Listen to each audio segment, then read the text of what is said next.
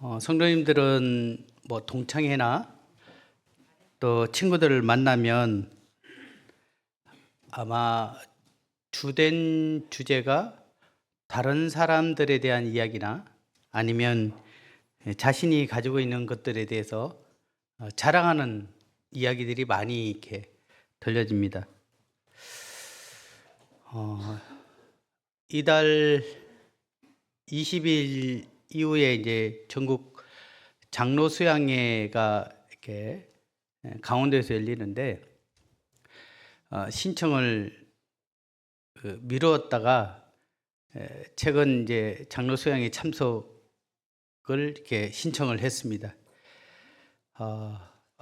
가는 것이 좀 부담이 되어서 근데 강사로 노광훈제님 가는데 제가 또 안 가면 또 그 모양새가 어떨까 가지 않으려고 했던 이유 중에 하나가 가면 자랑할까봐 팔국로 교회는 이렇게 왜냐하면 보통 이제 서로 질문을 하게 되고 또 어떤 이야기들을 나누게 되면 자연스럽게 이제 소속된 모임에 대한 이야기들을 하는데 제가 이전에 시골에 있을 때는 자랑할 게 별로 없다 보니까 성도님이 몇 분 되세요? 이러면은 뭐 외롭지 않게 있습니다. 뭐 이렇게 표현하고 그냥 그래요 하고 넘어갔는데 제가 팔국로 오고부터는 이제 장로 모임을 참석하면 다들 궁금해 하시는 것들이 많으셔가지고 입만 열면 팔국로 자랑을 하는데 이번에도 또 가서 그런 이야기 말고 다른 이야기 할 것이 없느냐라고 하니까 갈 마음이 생기는 것이 좀 부담이 되더라고요.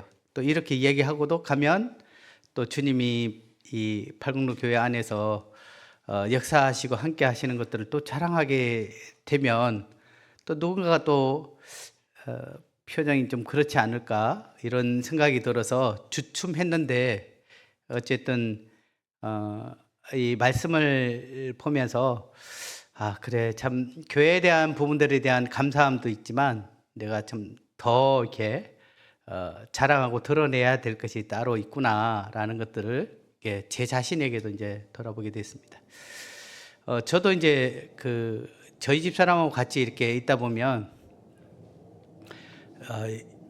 거의 10마디 중에 8마디는 거의 손자 이야기예요.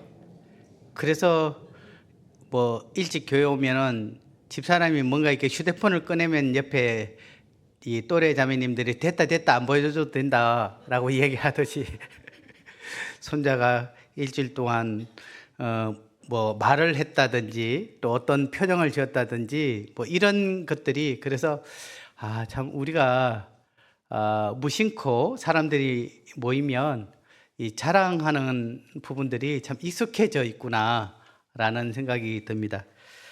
그래서 이 자랑이라는 이 단어가 이 자신의 가진 능력이나 업적 혹은 소유나 관계 등을 이제 뽐내는 말이기도 하죠. 어떤 분은 이 새 옷을 산 것을 자랑하고 또 좋은 차를 구입하거나 멋진 집에 사는 것들을 이야기하기도 합니다. 또 뭐 돈을 또는 내가 어떤 직장을 또 건강이 어떻다 또 제가 방금 이야기했던 자녀와 손자 자랑을 빼놓을 수가 없는데요. 이런 것들은 세상에 사는 사람들 또 세상 안에 있게 되면 흔히 저희들이 말하는 것입니다. 그러면 이 그리스도인들은 그것만 자랑하느냐? 그렇지 않죠. 그리스도인들은 그것도 자랑할 수 있지만 저희가 더 우리 마음속에 우리가 갖고 있는 이 자랑거리가 있지 않을까요? 사도 바울은 자신이 가지고 있는 경험 혹은 재산이나 외적인 그 요소보다는 더 놀라운 것들을 자랑하고 있습니다. 우리 함께 빌립보서 3장 3절부터 9절 말씀을 저와 교독으로 함께 읽어 보겠습니다.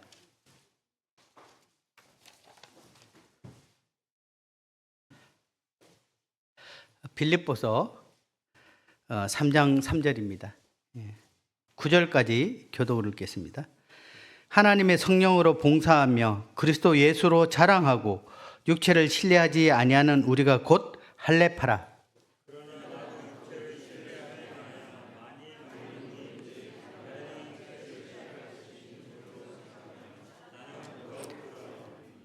나는 8일 만에 할례를 받고 이스라엘 족속이요 베냐민 지파요 히브리인 중에 히브리인이요 율법으로는 바리새인이요.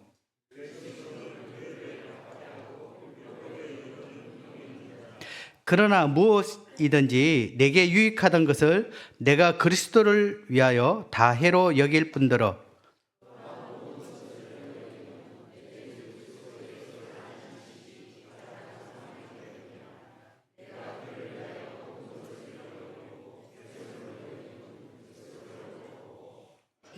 그 안에서 발견되려 함이니 내가 가진 의는 율법에서 난 것이 아니요 오직 그리스도를 믿음으로 말미암은 것이니 곧 믿음으로 하나님께로부터 난 의라.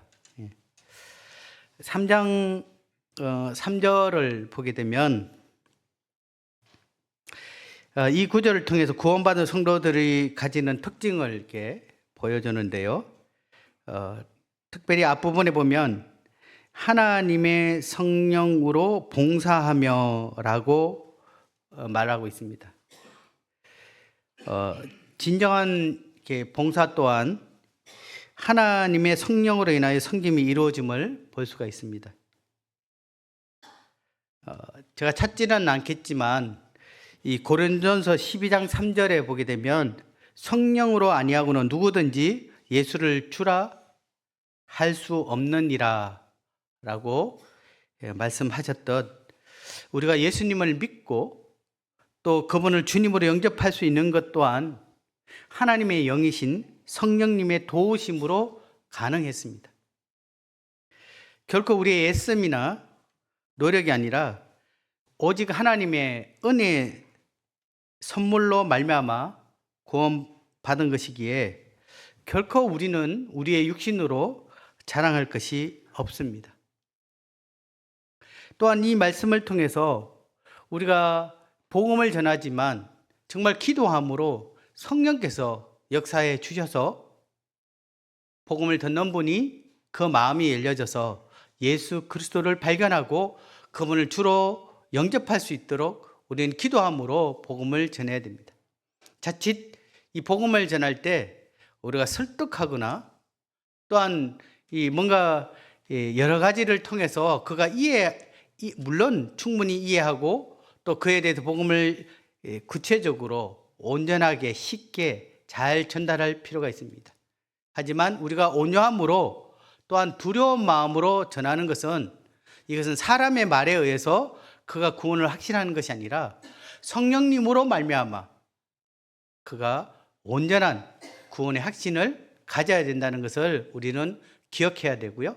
저 또한 도저히 제가 예수님을 믿고 구원받고 주님 앞에 거할 수 없는 그러한 자였지만 성령께서 역사해 주셨기 때문에 예수님을 믿을 수 있었습니다.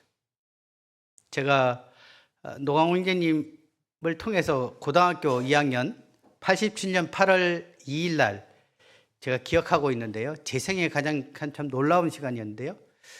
그때 이제 복음을 들었을 때 제가 예수님을 요한복음 5장 24절을 통해서 구원의 확신을 가졌습니다. 근데 지나고 나서 형제님 그 이야기들 순수하게 예수님을 믿었다. 참 이렇게 순수하게 예수님을 믿는 경우들이 드문데 순수하게 믿었다. 저는 엄청나게 갈등을 했는데 형제님 보시기에 있는 그대로 이렇게 받아들였던 모습이었던 것 같습니다. 근데 그것은 제가 지혜가 있었으나 아니면 교회에 어떤 종교성이 있어서가 아니라 성령께서 제 마음에 주님을 발견하고 믿을 수 있도록 은혜를 베풀어 주셨음을 보게 됩니다. 예전에 제가 간증을 한번 드린 적이 있었는데 제가 이제 저희 아들 친구에게 복음을 전하는 기회가 있었습니다. 지금 이제 디모데 학교에서 이제 사감 역할을 하고 있는 청년 형제인데요. 제가 그 사건 이후에 제가 주님 앞에 복음을 전하는 제 태도가 달라졌습니다. 그 이유는 그 청년 그때는 학생이었죠. 학생이 복음을 전하는데 이 형제는 어려서부터 복음을 아마 헤아릴 수 없을 만큼 들어왔습니다. 그리고 본인도 믿고자 하는 마음이 있었습니다. 근데 그날 한 11시가 넘었기 때문에, 밤 11시가 넘었기 때문에 저도 복음을 전하는 것이 좀 피곤하기도 했고, 이 아이도 그렇게 준비되어 있지 않는 것처럼 보여서, 그래서 잠시 앉아서 요한복음 3장 16절을 펴고 성경을 한번 읽어봐라, 이렇게 읽어보면서 우리가 잘 하듯이 그 세상, 하나님이 세상을 이처럼 이라는 그 말 속에 너의 이름을 한번 넣어보라 라고 하면서 성경 한 구절을 그가 자기 이름을 넣는 순간에 펑펑 울기 시작하는 거예요. 5분째 시간이 안 되었던 것 같은데요. 제가 그 성경을 설명하거나 또는 복음이 어떤 것이냐 이렇게 하지 않았습니다. 그냥 성경을 한번 이름을 넣어서 읽어보아라고 할 때 이 아이가 울기 시작하면서 구원의 확신을 갖게 된 거예요. 저도 충격을 받았습니다. 이 아이의 삶이 그렇게 180도 바뀌게 될지. 그러면서 기뻐서 이 어머니에게 전화를 하면서 구원받은 것에 대해서 너무나 분명하게, 또 이후에 저를 만났을 때마다 이 복음을 전해준 저에 대해서 감사하는 얘기를 들었을 때 아무것도 한 게 없는데 오직 주님이 하셨다. 그래서 복음을 전하게 될 때 최선을 다해서 전하고 또 알려드리지만 그의 마음을 열어서 역사하신 분은 주님이시다. 그래서 막 장시간 붙들고 막 애쓰고 노력하기보다는 더 많이 기도하고 찾아뵙고 복음을 전하고 또 복음을 전한 이후에도 주님께 온전히 맡기면서 그분께서 역사해 주시기를 기도하고 있습니다. 우리가 예수 믿는 것 결코 자랑할 것이 없습니다. 그분의 은혜로만, 성령의 역사로만 가능했던 것을 보게 됩니다.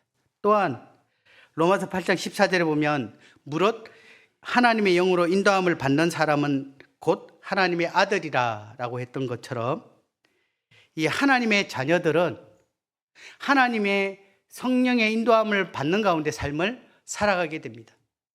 혹 여러분 가운데 성령의 인도함이 없다면, 성령의 인도함을 받아본 적이 경험이 없다면 한 번쯤은 고린도 말씀처럼 너희 속에 하나님의 영이 있는지 시험하여 보라 라고 했던 것처럼 결코 하나님의 자녀들, 하나님의 아들은 여기의 말씀처럼 하나님의 영의 인도함을 받게 되는 것입니다.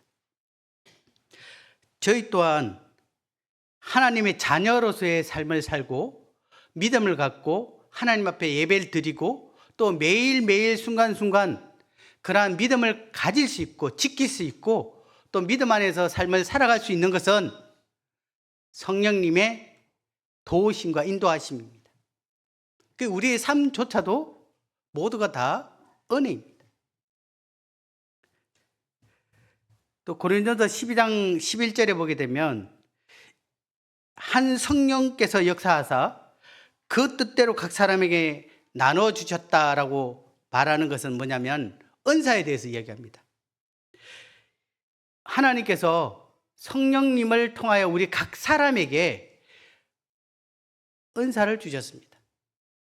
이 은사는 그분의 뜻 가운데 주님의 몸된 교회를 위하여 우리 각자에게 주신 것입니다.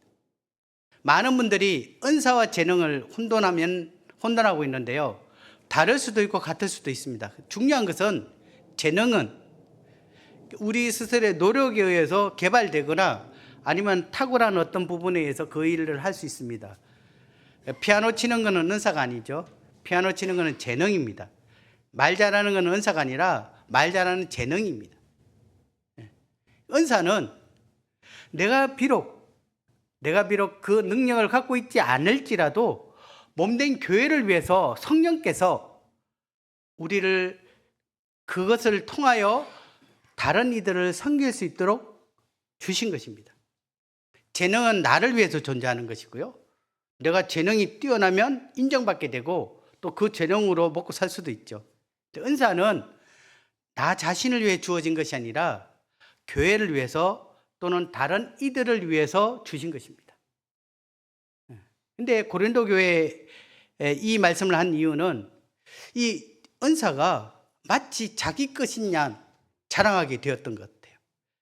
그래서 어떤 분은 막 방언을 하게 되고, 어떤 경우는 자기를 드러내는 일들에 대해서 다른 사람보다 나는 뛰어나 이렇게 하면서 자기를 드러내다 보니까 이 덕이 되지 않았던 것에 대해서 이야기하면서 이 은사가 성령님으로 말미암아 우리에게 각각 주신 것이고, 이것은 공동체를 위해서 주님께서 주신 것이다 라고 말하고 있습니다. 그러면 우리가 섬기고 있는 이 모든 것 또한 성령님으로 우리에게 주어진 것입니다. 여기 빌립보서 3장 3절 말씀을 다시 한번 보면, 하나님의 성령으로 봉사하며라고 했던 것처럼 이 우리의 모든 봉사 또 우리의 어떤 섬김, 이것은 성령님으로 말미암아 우리에게 주어졌다는 것을 기억하고요. 또한 다르게 표현하면 우리에게 주어졌던 이 봉사할 수 있도록 은사를 주셨고, 또 섬김의 마음을 주셨고, 섬길 수 있는 그 능력과 건강을 주셨던 그 주님 앞에 우리가 또 아무것도 하지 않는다는 것 또한 바람직한 자세가 아닌 것 같아요. 연세가 많으면 은사가 없어지는 것이 아닙니다.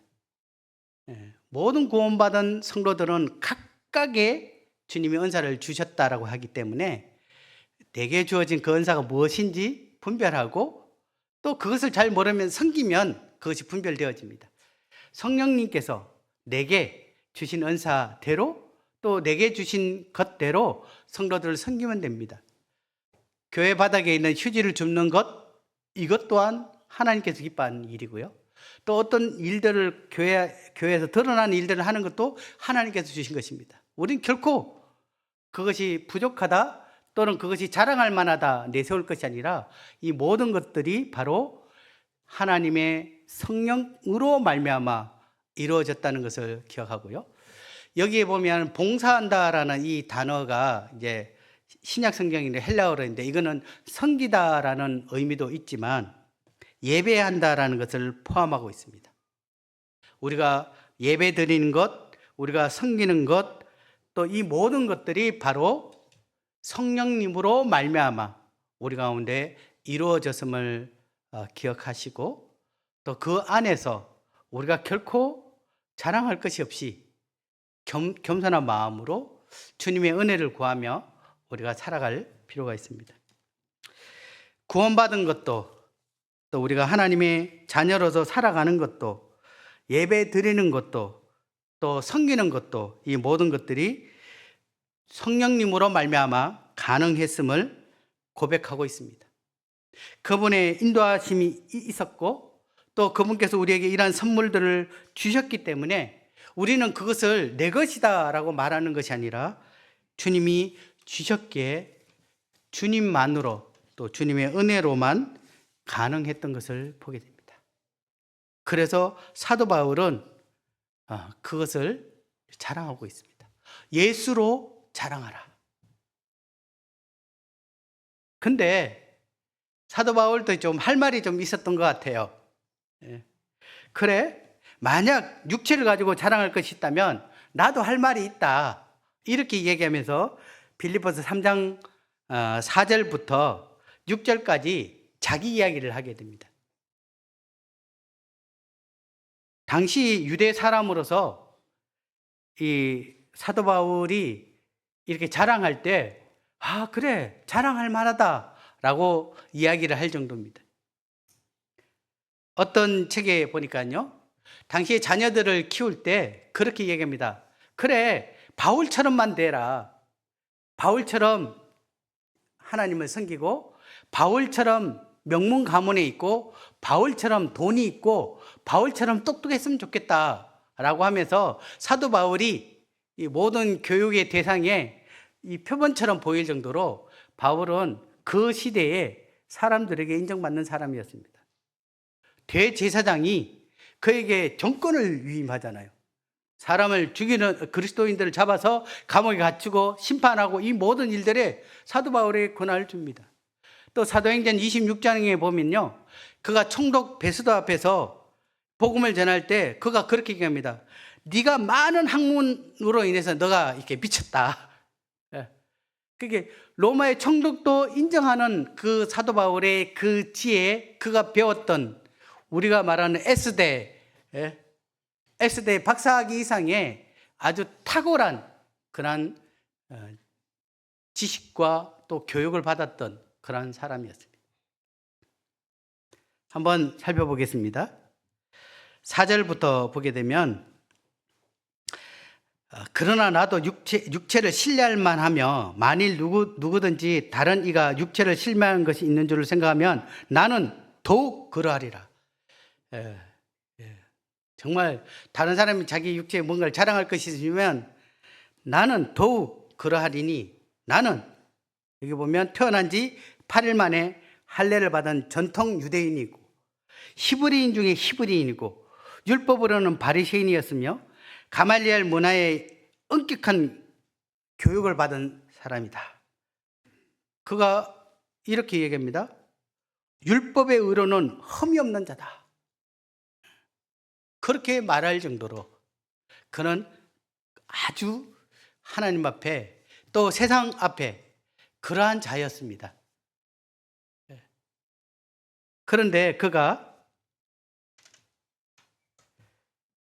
7절에 이렇게 얘기합니다. 그러나 내가 세상적으로는 이 모든 것들에 대해서 뭔가 자랑할 것이 있다라고 말하지만 그러나 라고 얘기하면서 반전이죠. 그러나 이게 잘 먹고 잘 살았습니다. 그러나 지금 망했습니다. 이렇게 아니면 어려운 고난을 당했는데 그러나 지금은 이렇게 할 때 반전이죠. 그러나 이렇게 얘기하면서 무엇이든지 내게 유익하던 것을 내가 그리스도를 위하여 다 해로 여길 뿐더러.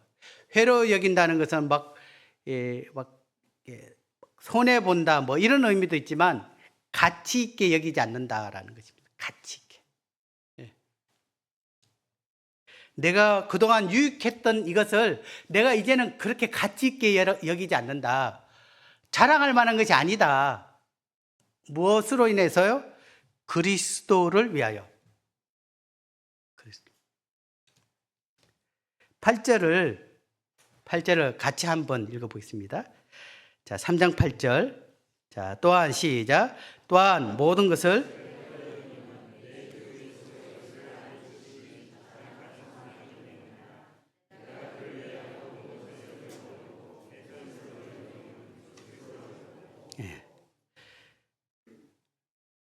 그리스도를 얻고,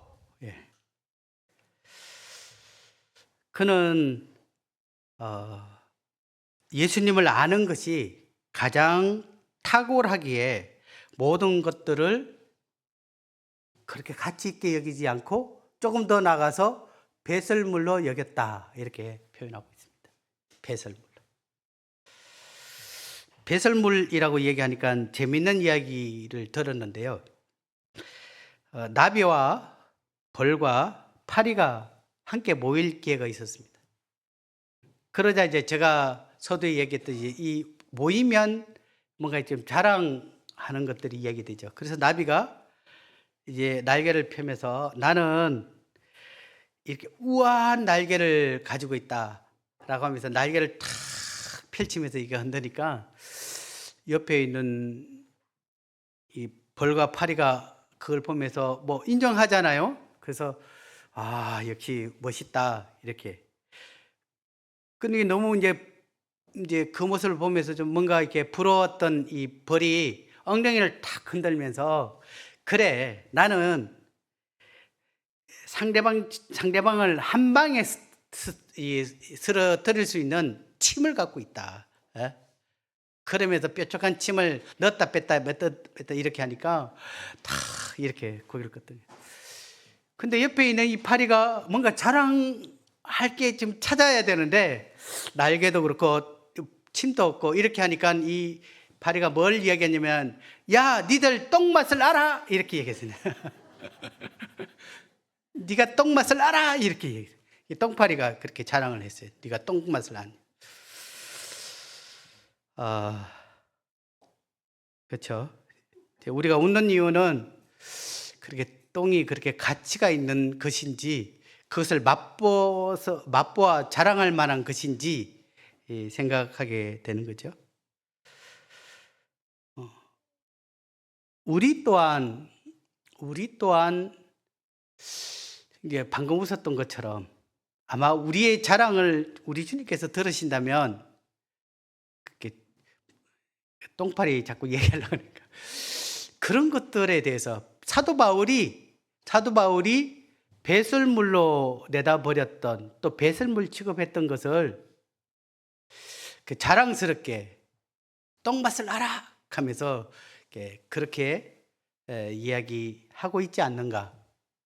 또 그것이 우리 스스로도 그것이 자랑거리로 생각하고 있지 않는가. 그러면 그리스도인들과 세상 사람들이 다를 것이 없습니다.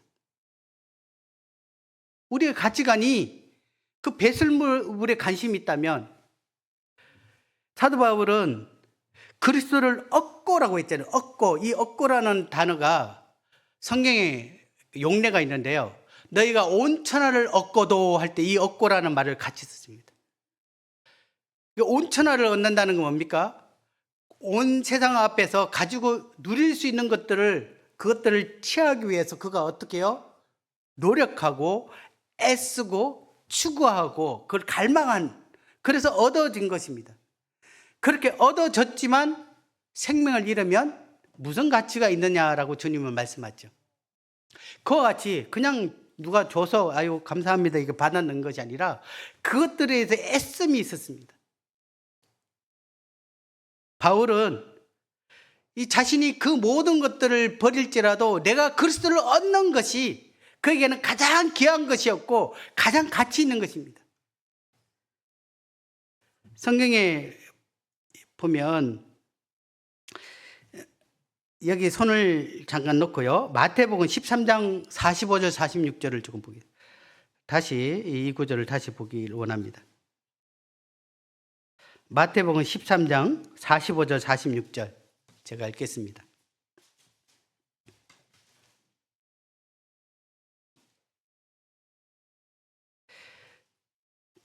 또 천국은 마치 좋은 진주를 구하는 장사와 같으니 극히 값진 진주 하나를 발견하매 가서 자기의 소유를 다 팔아 그 진주를 사느니라.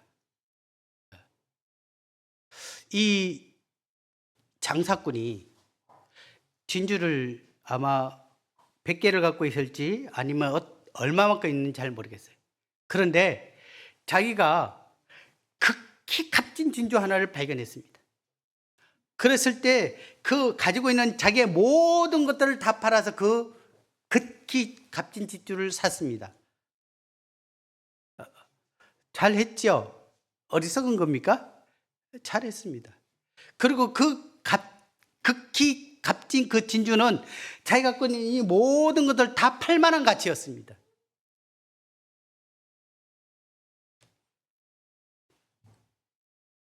우리 주님은 그러한 가치가 있는 분이십니다.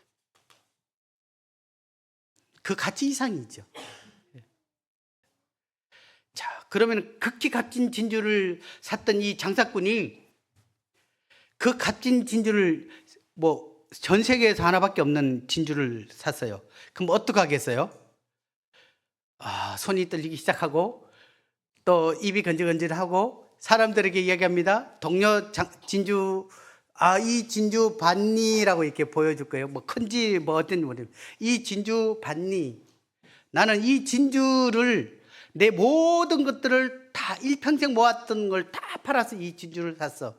이 진주는 색깔이 어떻다, 아니면 알이 굵다, 나름대로 그 진주에 대해서 나름대로 자랑이 되어질 것입니다.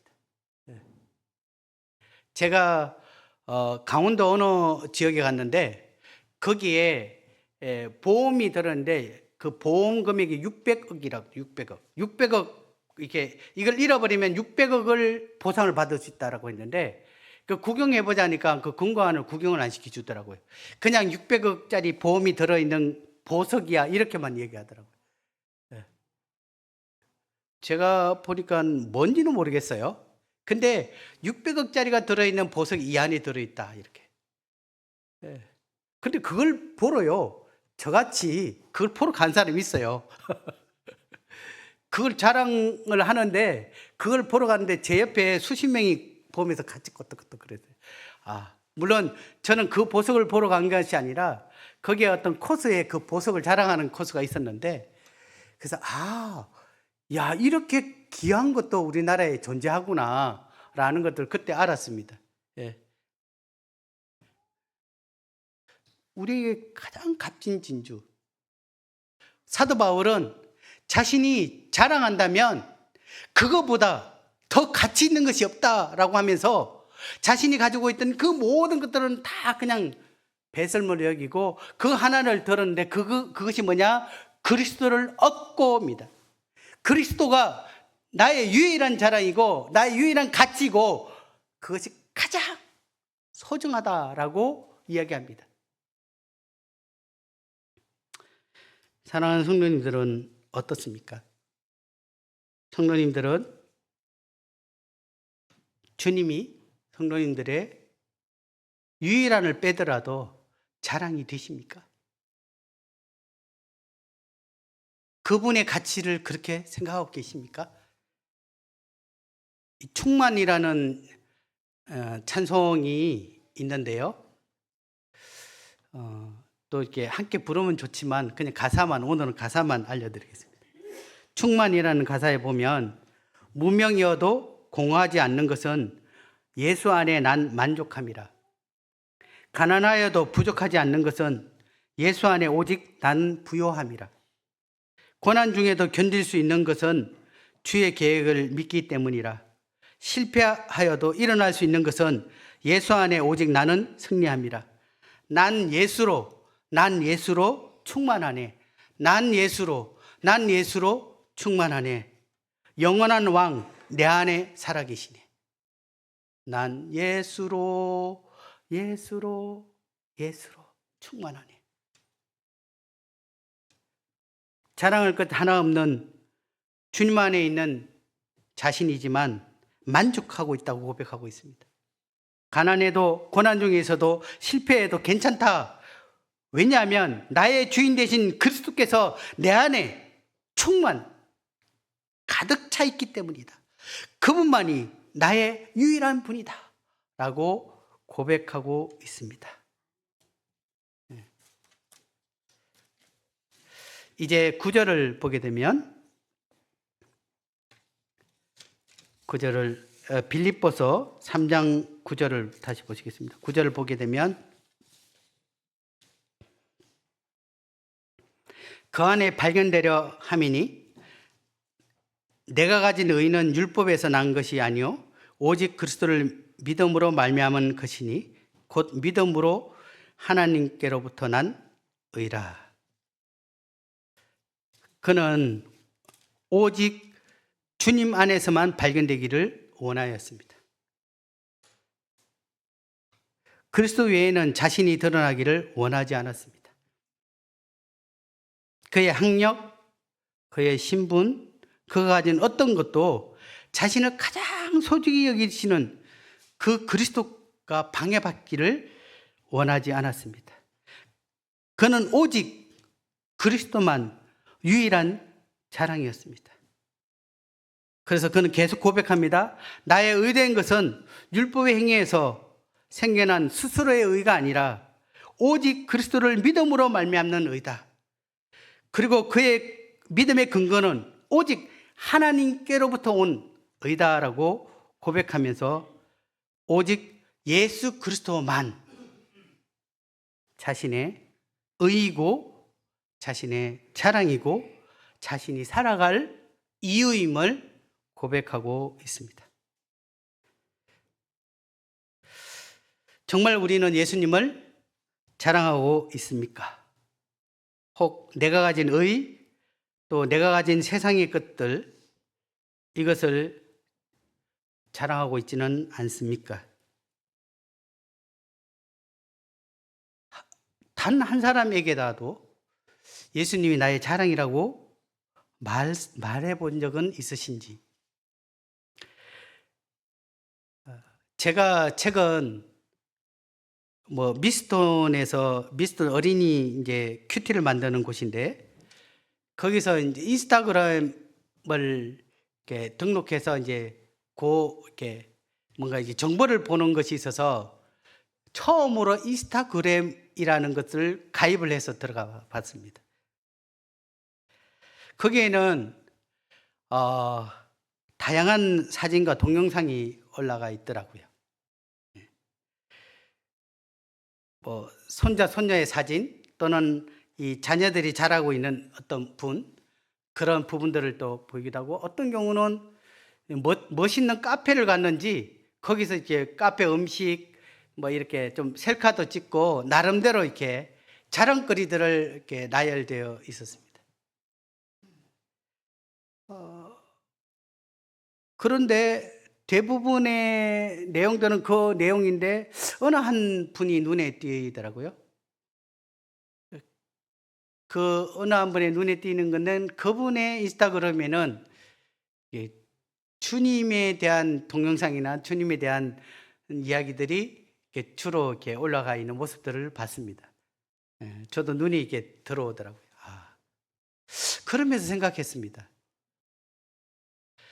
하지 말라는 건 아닙니다. 자녀 사진, 또 맛집 이런데, 그래도 주님이 나의 자랑이 될 것 같으면 그 수천 장 중에 한 장 정도는 예수님의 관한 인스타나 아니면 카톡 사진쯤은 있으면 좋지 않을까, 이런 생각이 들을 뿐 아니라 저도 그것을 해서 제 카톡 부샵에는 예수 유일한 나의 자랑 이라는 것을 올려봤습니다. 우리의 삶 가운데 말로만이 아니라 우리의 일상의 삶 가운데 우리 주님이 그러하다면 한 번쯤은 도전해 보셔도 좋을 것 같습니다. 오전 말씀을 할 때 하셨던 그 형제님께서 최근에 꽂힌 것이 있는데, 그게 뭐냐면 진해에 있는 옥수수 찐빵이래요. 그 진해에 있는 옥수수 찐빵을 먹어봤는데 너무 맛있어가지고 이걸 사람들에게 막 알려주기 시작하는 거예요. 심지어는 사다가 좀 주기도 하고, 야, 진해 어디 가면 이 옥수수 찐빵이 너무 맛있어 라고 막 자랑하고 한번 먹어보라고 하고 위치도 알려주고 이렇게 하는 것 같아요. 그러면서 우리가 우리 주님에 대해서 그러한가? 첫 번째, 이 맛을 보니까 너무 좋아가지고 자랑 안 할 수가 없는 거예요. 사랑하는 성도님들은 우리 주님을 일상의 삶 가운데 얼마나 그분과 함께하는 그 맛을 누리고 계십니까? 만약 우리 삶에 그것들을 누린다면 입이 건질건질 하겠죠. 세상에 가장 귀한 진주를 산 장사꾼처럼 여기저기 돌아다니면서 뭔가를 자랑하듯, 우리 주님이 어떠한 분이고 우리 주님 앞에 누리고 있는 이 은혜가 어떠하다는 걸 알게 될 때, 우리는 내 자녀, 내 가족, 내 누구에게 막 입이 건질건질 해가지고 맛집 소개하는 것보다 우리 주님을 소개할 것입니다. 또 그 두 번째, 그러했을 때 담대함도 있는 거죠. 근데 예수님을 자랑하라 근데 경험도 안 되고 자랑은 맞는데 이렇게 하면서 냉랭해진 상황에서 누군가에게 얘기한다면 아마 우리 스스로 더 담대함을 가지지 못할 것이라고 생각합니다. 예수, 나의 유일한 자랑. 이분들의 삶의 특징은 자신의 삶에서 예수 그리스도께서 중심이 되실 것입니다. 그리고 그들의 일상 삶에서 예수님을 통해 경험되어진 삶의 변화와 기쁨을 나누게 될 것입니다.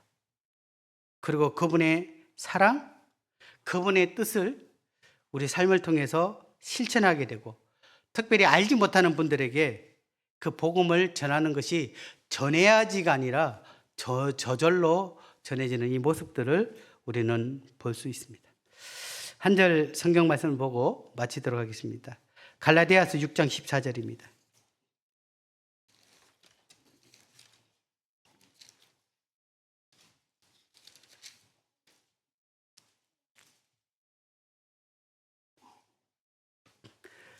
그러나 6장 14절 그러나 내게는 우리 주 예수 그리스도의 십자가 외에 결코 자랑할 것이 없으니 그리스도로 말미암아 세상이 나를 대하여 십자가에 못 박히고 내가 또한 세상을 대하여 그러하니라. 사도 바울은 주님 대신 예수 그리스도의 십자가 외에는 결코 자랑할 것이 없다라고 말합니다. 그 십자가는 주님의 사랑입니다. 1000번을 불러도 그 십자가의 그 사랑은 다 표현할 수 없습니다. 그리고 세상은 그리스도와 그리스도인들을 향해 못을 박았습니다. 십자가에 못 박았습니다. 자영선고를 내린 거죠. 근데 바울이 이야기합니다. 나 또한 세상을 향해서 그러하다. 우리의 자랑이 예수 그리스도였으면 좋겠습니다. 사랑하는 성도님들, 진짜 정말 예수 그리스도께서 성도님들의 유일한 자랑이십니까? 기도하고 마치겠습니다. 주님, 이 시간 우리의 유일한 구원자이시고 우리를 사랑의 은혜 가운데 자신의 모든 것들을 내어주신 우리 주님 앞에 감사의 말씀을 드립니다. 주님은 저희가 유일한 사랑이었습니다. 저희를 사랑하셔서 기꺼이 자기의 모든 것들을 내어주셨습니다. 그런데 저희는 주님 앞에 그렇지 못한 모습들을 보게 됩니다. 사도 바울이 그리스도로 얻는 것의 모든 것들을 배설물로 여기고 잃어버릴지라도 결코 그것이 무가치한 것이 아니라고 고백하고 있었는데 저희는 주님을 믿음으로 세상의 것들을 잃어버릴까 두려워하고 있습니다. 이제 그의 마지막 고백처럼 그리스도의 십자가 외에는 자랑할 것이 없다라고 했던 것처럼 우리 주님의 십자가, 그 사랑, 우리 주님이 저의 유일한 자랑이 되기를 원합니다. 세상이 저희를 향해 못 박았듯 세상의 것들을 자랑하는 것이 아니라 주님이 우리의 삶의 이유가 되고 기쁨이 되고 그 안에 있는 삶이 우리 삶의 온전한 충만이 되기를 원합니다. 감사를 드리며 예수님 이름으로 기도를 드립니다. 아멘.